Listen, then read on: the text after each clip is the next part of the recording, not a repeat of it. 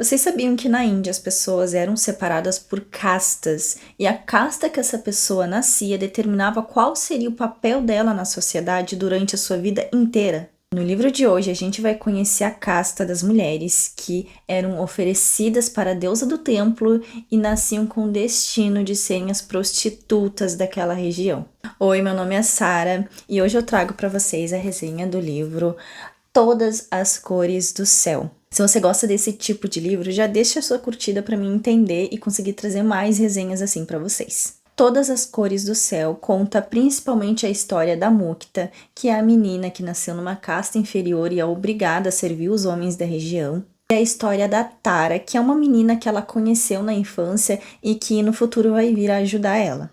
A Mukta nasceu numa região muito pobre, numa casta muito inferior, e para ajudar ela ainda nasceu mulher. A Mukta já nasce destinada a um futuro extremamente inóspito. A gente acompanha a Mukta desde a infância dela, enquanto ela nem entendia muito bem o que estava acontecendo. Então ela morava ali na casa com a mãe e com a avó.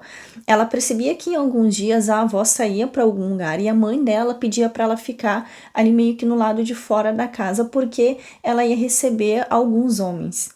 Então, nunca era o mesmo homem, era sempre um homem diferente. A mãe passava a noite com aquele homem e de manhã, quando ele saía, a mãe chamava a Mukta para dentro de casa. A origem do pai da Mukta é desconhecida, até porque a mãe da Mukta era uma mulher do templo, então ela servia para vários homens e os pais nunca se prontificavam a cuidar da criança, porque eles entendiam que aquelas mulheres, elas ficavam com todos os homens, então não tinha como saber quem era o pai da criança. Basicamente, o pai da criança era ali a deusa do templo, né? Aquela criança não era filha de ninguém. Este é um dos mistérios que a gente vai começar a entender com o desenrolar do livro. E aos poucos a gente vai vendo a introdução da Mukta nesse cenário. A mãe da Mukta fica doente e a avó dela, percebendo que como a filha dela estava doente, ela não teria como receber esses homens, não teria como colocar dinheiro dentro de casa, então a avó tem a linda ideia de colocar a própria neta para começar a servir os homens. A menina tinha ali entre 8 e 10 anos, mais ou menos, nessa época. Essa parte me deixa revoltadíssima, porque eu entendo que é uma coisa que tá institucionalizada, que é uma coisa que já tá enraizada, mas pelo amor de Deus, como é que uma véia sem vergonha vai olhar para uma criança e vai achar que é normal a criança se oferecer para homens de 40, 50 anos, né? Por que ela não se oferece? Enfim, esse momento aqui me deu muita raiva.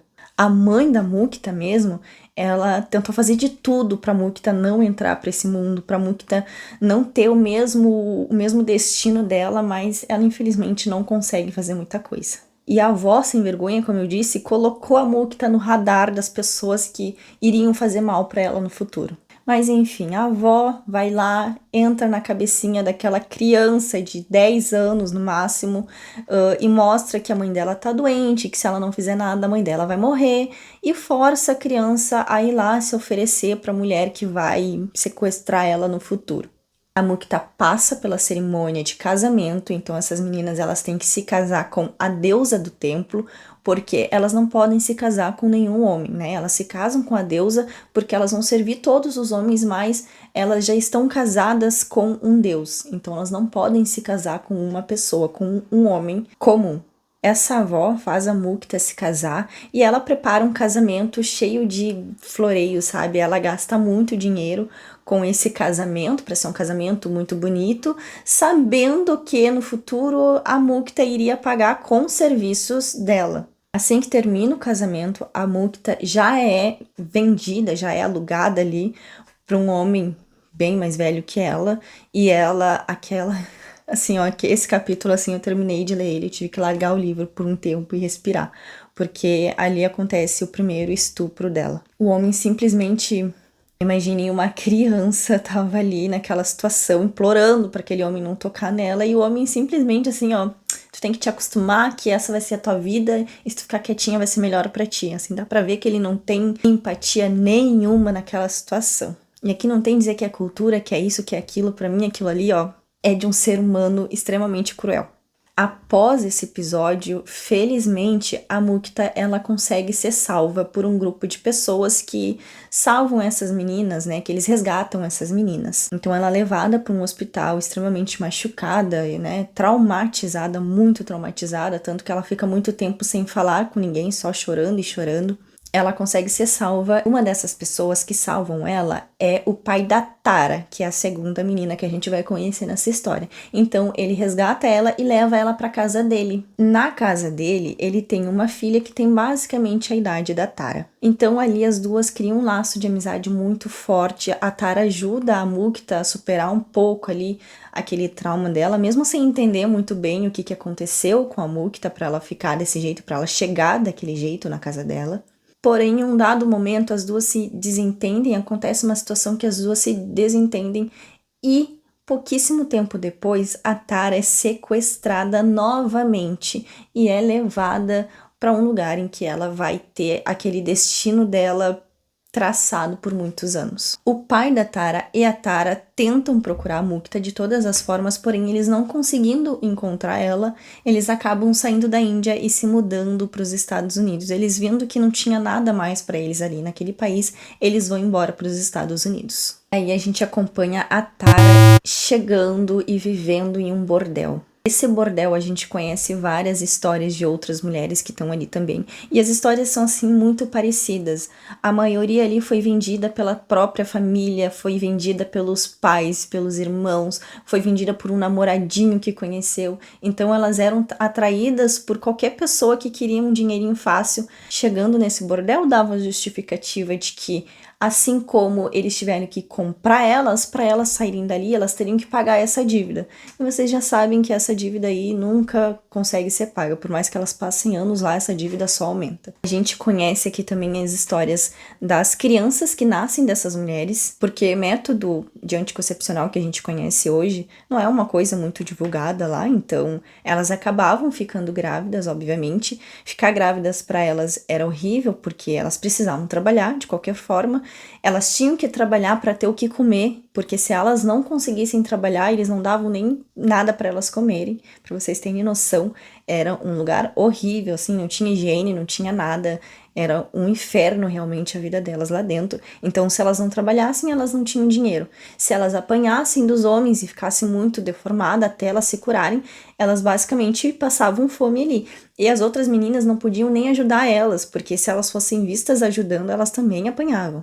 Como eu estava falando ali das crianças que nascem, dessas meninas, elas tinham basicamente dois destinos. Se fosse uma menina, elas iam ser separadas da mãe muito rapidamente, elas iam crescer ali até uns 7, 8 anos no máximo, e eles já separavam aquela criança da mãe e enviavam essa criança para um outro bordel, e aí a história se repetia. Ou então a criança teria uma pequena chance se fosse menino, porque o menino ainda tinha chance dele se tornar um cafetão ou algo do tipo. Então era triste ao mesmo tempo, porque as mães sabiam que os meninos eles se tornariam basicamente os homens que abusavam delas, os homens que forçavam elas a ter aquele trabalho, a continuar ali, que oprimiam elas, mas eles tinham ainda uma chance de sobrevivência um pouquinho melhor do que as meninas que nasciam. Agora, cortando um pouquinho aqui a história da Mukta, eu vou voltar agora à narrativa da Tara.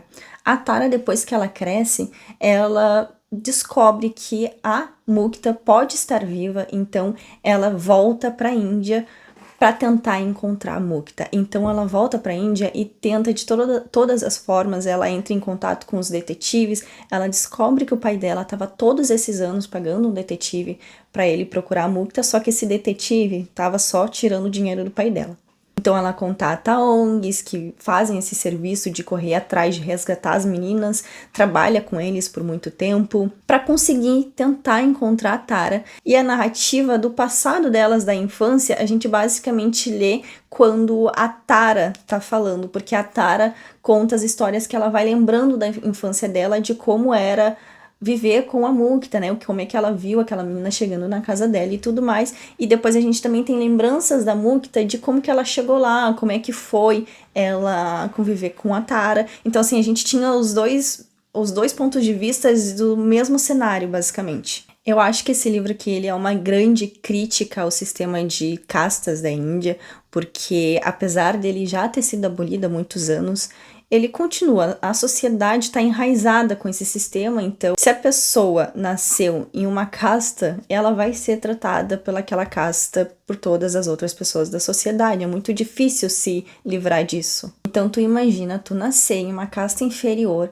em que tu basicamente não tem perspectiva de mudança. Porque tu não pode simplesmente nascer numa casta inferior e decidir que vai ser um comerciante, porque comerciante tem uma casta específica para comerciante. Então, eles acabam ficando presos ao destino que foi escolhido para eles. A diferença entre o tratamento dos meninos e das meninas, né, de homens e de mulheres, também é muito visível aqui, porque a gente vê que o sexo define o destino dessa criança também. Independente de ser de uma casta inferior ou de uma casta superior, sendo mulher, ela teria menos direitos. Então a gente tem a história aqui da mãe da Tara.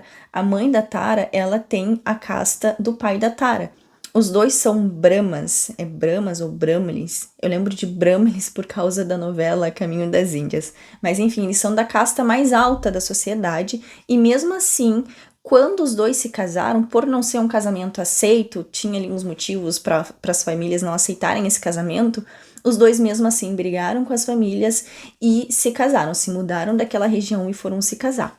O pai da Tara foi aceito de volta pelos pais dele e pela cidade inteira. Agora, a mãe da Tara e a Tara, por ser menina, elas não poderiam colocar os pés naquela cidade, porque senão elas seriam mortas, elas seriam linchadas pela sociedade. Porque a culpa de tudo aquilo não recaía sobre o homem, caía sobre as mulheres sempre. Inclusive, quando a Tara volta, mesmo vivendo nos Estados Unidos por muitos anos, ela volta na Índia e ela tem medo de entrar nessa cidade, porque ela sempre ouviu da mãe dela que se as duas entrassem lá, as duas seriam mortas, seriam linchadas. E realmente, quando ela volta, ela acaba voltando nessa cidade, ela conta ali pra pessoa que tá levando ela, e o cara diz assim pra ela, olha, não espalha isso, porque realmente as pessoas daquela época lá já estão mais velhas, algumas já morreram, mas não espalha porque não é muito bom tu falar isso por aqui. Então as castas, o gênero tem um papel tão forte nessa sociedade, tão enraizado que as pessoas acham até normal acontecer esse tipo de coisa. Outro ponto que me incomodou foi que a Mukta, por mais que a Mukta nasceu já se conformando com aquele destino dela, então quando ela é resgatada pelo pai da Tara, ela fica tão feliz, mas tão feliz que ela tá numa casa com uma menina da idade dela, vivendo bem. Só que, gente, ela ficou ali na casa deles, ela era empregada deles. Ela ficava ali servindo eles, ela limpava a casa, ela fazia comida, enquanto a Tara, que era filha do casal ali, ela ia pra escola, estudava, passava o tempo brincando, lendo, aprendendo coisas novas, enquanto a Mukta tinha que ficar ajudando a mãe com as tarefas da casa. Ao mesmo tempo em que eles ajudam ela, eles também têm aquele pensamento de que eles não podem tratar a Mukta da mesma forma que eles tratam a Tara, porque a Mukta tem uma casta inferior. E a Tara só vai enxergar esse tratamento muito tempo depois, quando ela já tá adulta, porque ali na infância dela, ela não via isso como uma maldade. Ela não via a Mukta trabalhando ali como uma coisa errada. Pra ela era normal. Depois que ela cresce, que ela toma um pouco mais de consciência, é que ela vai perceber que aquilo ali não era normal. A menina tá ali limpando o tempo inteiro, carregando a mochila dela. Não era normal aquilo. Então esse livro ele tem muitas críticas sobre a sociedade na Índia, sobre como as coisas são feitas, como o pensamento das pessoas é antigo. Uma coisa bem interessante no livro é que a autora, ela é indiana, ela nasceu na Índia e ela também, depois de uns anos, ela foi para os Estados Unidos. E outra coisa é que ela se inspirou na história aqui da Mukta um pouco porque ela também cresceu em uma casa em que a filha da empregada morava com eles. Então muita coisa ela se inspirou da própria vida para criar aqui essa história. É o meu primeiro favorito do ano. Eu gostei muito da temática, da escrita, da forma como ele fez eu refletir sobre essas histórias, sobre o que pode estar acontecendo em algum lugar do mundo e que a gente não tem noção. É um livro cheio de gatilhos, é um livro bem pesado mesmo, não recomendo para qualquer pessoa.